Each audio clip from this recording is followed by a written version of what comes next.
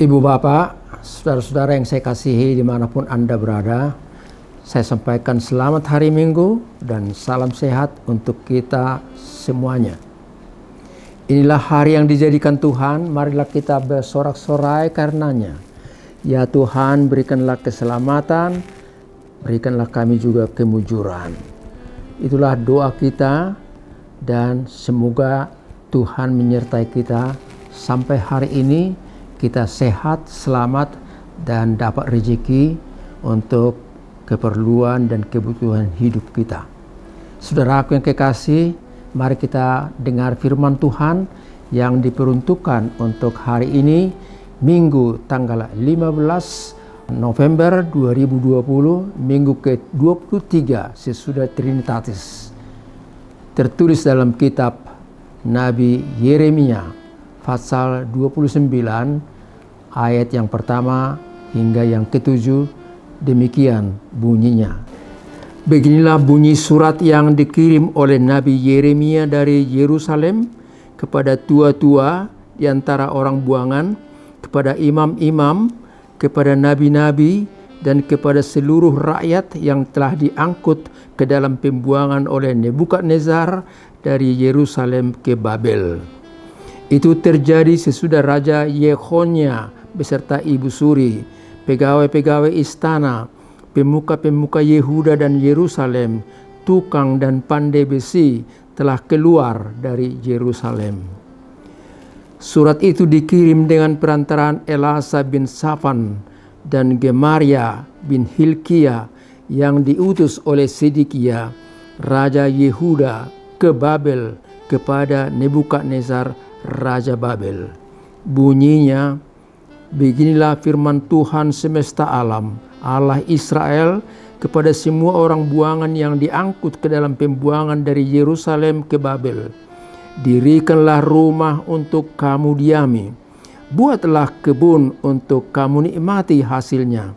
Ambillah istri untuk memperanakkan anak laki-laki, dan perempuan ambilkan istri bagi anakmu laki-laki, dan carikanlah suami bagi anakmu perempuan, supaya mereka melahirkan anak laki-laki dan perempuan, agar di sana kamu bertambah banyak dan jangan berkurang. Usahakanlah kesejahteraan kota kemana kamu aku buang, dan berdoalah untuk kota itu kepada Tuhan, sebab kesejahteraannya adalah kesejahteraanmu. Sampai di situ peruntukan firman Tuhan untuk kita sekalian. Tuhan memberkati. Saudara yang kekasih, topik khotbah kita berkata, usahakan kesejahteraan bersama. Bersama itu dengan siapa? Orang tua dengan anak-anak, atau orang tua atau keluarga dengan famili-famili yang lain yang masih ada hubungan darah, teman seiman, segereja, atau siapa? Saudaraku, bersama itu cakupannya luas sekali. Selain daripada keluarga dan sahabat dan famili, bersama itu juga cakupannya ialah orang lain, suku lain, yang beragama lain dengan kamu, dan juga yang berbudaya lain beda dengan budayamu.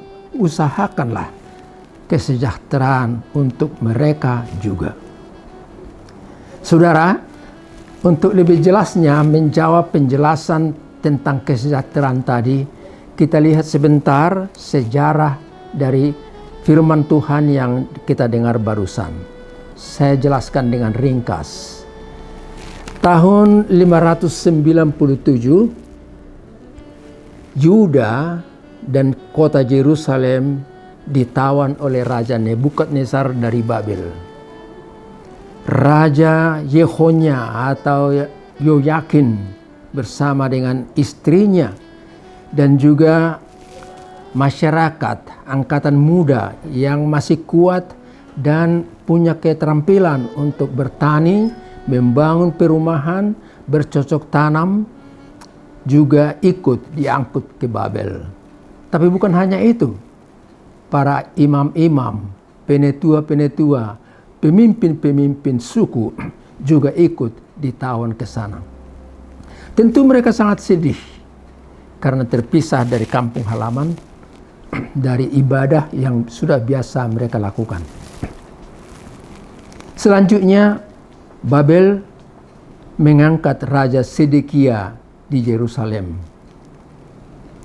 Tapi mereka adalah raja yang di bawah kendali daripada Babel. Dua-duanya sebenarnya, Yoyakin dan Sedekia, adalah keturunan Daud. Tapi dua-duanya adalah raja yang dikendalikan oleh Babel, orang asing dari pembuangan itu. Saudara yang kekasih, segeralah muncul semboyan-semboyan yang berkata, mari kita bangkit untuk melawan Babel. Biarlah Raja Sedekia melawan Raja Nebukadnezar. Dan nabi-nabi palsu juga berbicara, tidak usah cemas dan jangan takut, karena Anda yang di Babel tidak akan lama dalam pembuangan. Sebentar lagi Anda akan kembali ke Yuda, ke Yerusalem. Itulah latar belakang daripada situasi, dan untuk itu Tuhan berbicara melalui Nabi Yeremia, berkata sebagaimana dalam firman ini, jangan percaya akan ucapan-ucapan sesat dan manusia-manusia seperti itu. Ingatlah bahwa Allah masih menghukum kamu 70 tahun lamanya di Babel. Itu berarti bahwa orang tua yang pada waktu itu ikut dalam pembuangan tidak akan melihat lagi pembebasan daripada umat itu. Dan Tuhan juga berkata, jangan percayai umat manusia yang berbicara seperti tadi, seperti nabi-nabi palsu. Ingatlah bahwa aku punya rancangan-rancangan yang indah untuk kamu, rancangan yang berguna untuk membangun masa depan. Oleh karena itu, hiduplah dengan tenang, upayakan kesejahteraan, dan doakan kota di mana Anda berada. Karena kesejahteraan mereka itu juga bagian daripada kesejahteraan kamu. Saudaraku yang kekasih, selanjutnya Allah berkata, aku punya rancangan-rancangan yang indah mengenai kamu. Rancangan yang memberikan kamu kesejahteraan, damai sejahtera, membangun untuk masa depan. Dan oleh karena itu, aku akan menepati janjiku dan tinggallah percaya setia padaku. Saudara yang kekasih, janji Tuhan ditepati. Karena Tuhan itulah yang punya roda kepemimpinan, punya roda sejarah yang dikendalikan di atas dunia ini. Pada tahun 539 sebelum Kristus, maka bangkitlah dari Persia Raja Kores dan menaklukkan raja di Babel. Dan sesudah Babel ditaklukkan, beberapa tahun kemudian keluarlah dekrit daripada Raja Kores yang memberikan pilihan kepada Israel. Siapa yang mau kembali ke Yuda silakan, atau yang tinggal di daerah ini juga boleh. Saudaraku, begitulah jalan Tuhan untuk mengendalikan sejarah kehidupan umat bangsa manusia. Dia yang mengatur, dia yang mengendalikan. Dan kembalinya Israel ke Babel itu kita lihat dalam Mazmur pasal 126 yang selalu dinyanyikan tatkala Israel ziarah ke Yerusalem. Tatkala Tuhan memulihkan Sion, kita boleh merasa senang dan bersukacita seperti mimpi, tapi menjadi kenyataan. Dinamulak na terbuang tinogihon ni Jehovah dosun halat namar nipi namar lasni roh hita. Saudaraku, Tuhan selalu mengatur perjalanan hidup daripada umatnya, perjalanan hidup daripada kita, bangsa, dan juga pribadi-pribadi. Ada beberapa hal masukan yang dapat kita simak dari cerita daripada Nats tadi. Yang pertama, kita diajak untuk hidup tetap dalam sukacita, tabah dalam pergumulan. Hidup dalam sukacita dan tabah dalam pergumulan. Hidup ini, saudaraku yang terkasih, tidak selamanya indah dan mulus. Hidup ini silih berganti peristiwa di dalamnya yang kita alami masing-masing. Hidup ini juga selalu ada hal-hal yang dipergumulkan. Tetapi apapun keadaannya, bagaimanapun situasinya, jalani kehidupan ini. Jangan bersungut-sungut. Sungut-sungut itu ibarat rayap yang ada di dalam kusen-kusen pintu, jendela di rumah kita. Nampaknya kusen itu dari luar masih bagus, indah, mulus, tapi sebenarnya di dalamnya sudah ada rayap yang menggerogoti.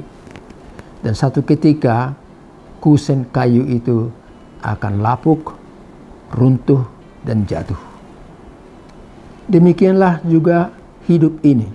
Kalau kita selalu bersungut-sungut, itu ibarat rayap dalam tubuh kita yang menggerogoti iman kita, sehingga satu waktu kita jatuh dan selesailah sudah.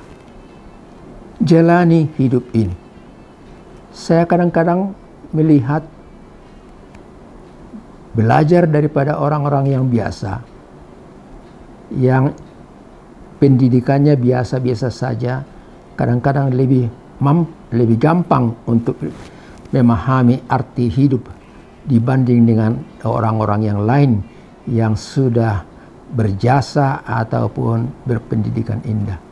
Lihatlah pedagang-pedagang kaki lima itu, atau lihatlah pedagang-pedagang asongan yang mendorong gerobak-gerobak mereka. Mereka tabah berjalan terus, dan kalaupun tidak dibeli oleh seseorang yang melihat dia, toh mereka jalan terus dan tidak bersungut-sungut. Karena mereka percaya satu ketika di depan sana pasti ada yang membeli dagangan saya. Itulah yang dijadikan menjadi contoh bagi kita, bagaimana orang yang biasa saja tapi tidak bersungut-sungut dalam perjalanan hidupnya. Pesan berikutnya bagi kita, jadikan hidupmu berguna. Bukan hanya untuk dirimu atau keluargamu, tapi juga untuk orang lain yang tinggal sekitar kamu. Berguna untuk diri sendiri, tapi juga berguna untuk orang yang lain.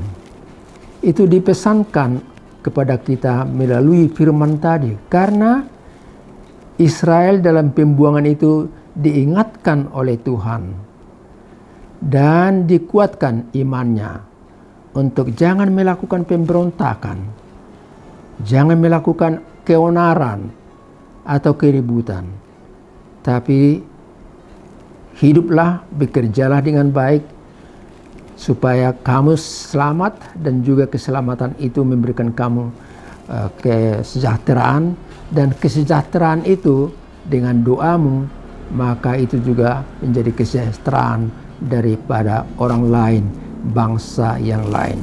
Jadikanlah hidupmu berguna. Hidup ini bukan hanya untuk diri sendiri, tapi hidup ini bermakna bila hidupku berbuat sesuatu untuk kebutuhan, untuk kenikmatan orang yang lain.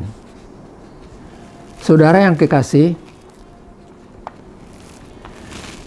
yang terakhir dipesankan untuk kita ialah supaya kita teguh dan ingat akan firman Tuhan. Teguh dan ingat akan firman Tuhan. Tuhan yang berkata dalam nas ini, "Aku punya rancangan-rancangan yang indah, rancangan yang baik bagi kamu. Punya rancangan-rancangan yang memberikan sukacita dan keselamatan bagi kamu, dan shalom bagi kamu. Oleh karena itu, ingatlah firman ini dan jangan lakukan sesuatu hal-hal yang mengganggu ketertiban umum." Pesan itu penting bagi kita saudara-saudaraku yang kasih. Karena kita sebagai orang beragama harus bergaul juga dengan orang yang lain. Berkomunikasi dengan orang yang lain, berpartner dengan orang yang lain yang beda suku, budaya, dan agama kita. Tentu kita bergaul dengan mereka untuk kepentingan bersama tanpa menjual iman kita. Kita boleh bergaul dengan sesama tanpa menghilangkan jati diri kita. Dan untuk itulah kita diminta oleh Tuhan di Indonesia ini secara khusus, atau mungkin lebih sedikit lagi, lebih radius kecil di Jakarta ini secara khusus. Bekerjalah, berdoalah, dan usahakanlah kesejahteraan kamu bersama dengan orang-orang yang lain. Kita ikuti apa yang dikatakan dalam Kidung Jemaat 445 atau dalam buku ND 289. Kalimatnya demikian. "Harap akan Tuhan, hai jiwaku, Dia perlindungan dalam susahmu. Jangan resah, tabah berserah, karena habis malam bagi mereka. Dalam derita dan kemelut, Tuhan yang setia penolongmu. Pos mahorohakku di debata, bonom maarsakmu turohanada. Unang lomos, tiup magomos, hapor siaonmu, unang hobobos, paluon na homa atong, sian na sajea di tanoon." Selamat hari Minggu bagi kita. Semoga khotbah ini memberikan penguatan iman, menuntun sikap hidup kita, dan mendorong kita untuk tetap berdoa kepada Tuhan. Sampai ketemu di kesempatan berikutnya. Tuhan memberkati. Amin.